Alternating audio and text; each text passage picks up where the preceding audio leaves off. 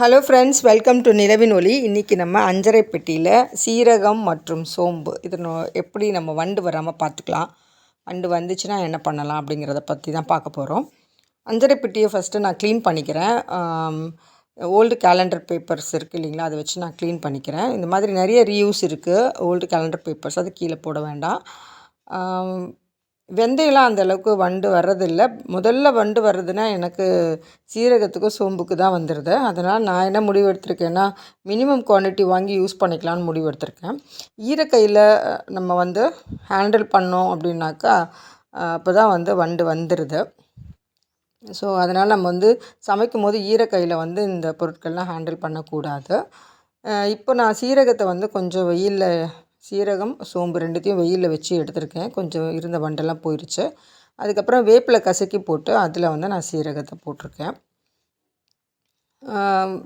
வேலைக்கு போகிறவங்களுக்கு பார்த்திங்கன்னா இந்த அஞ்சரைப்பெட்டி மெயின்டெனன்ஸ் ரொம்ப ரொம்ப கஷ்டமாக இருக்கும். அந்த வண்டு முதல்ல ஏதாவது ஒரு பொருளில் வந்துடுது, அதுக்கப்புறம் கொஞ்சம் கொஞ்சமாக பரவிடுது. சோம்பெல்லாம் வாங்கினோமா செஞ்சோமா அப்படின்னு சொல்லிட்டு இருக்கணும் அப்படின்னு நான் முடிவு எடுத்திருக்கேன். அதுக்கப்புறம் தோசை சுட்டதுக்கப்புறமா அந்த ஹீட் இருக்குது இல்லைங்களா, ஸோ அந்த ஹீட்டில் கூட நம்ம இந்த மாதிரி போட்டு நமக்கு டைம் கிடைக்கும் போது எடுத்துக்கலாம். ஸோ அந்த மாதிரி போட்டு எடுக்கும் போது நமக்கு வண்டு வராமல் இருக்கும். வந்தாலும் ஓடி போயிடும். சரிங்களா, இந்த டிப்ஸ் உங்களுக்கு பிடிச்சிருந்தால் நீங்களும் ஃபாலோ பண்ணுங்கள். நீங்கள் ஏதாவது டிப்ஸ் நீங்கள் ஃபாலோ பண்ணுறீங்கனாலும் எனக்கு சொல்லுங்கள். தேங்க்யூ.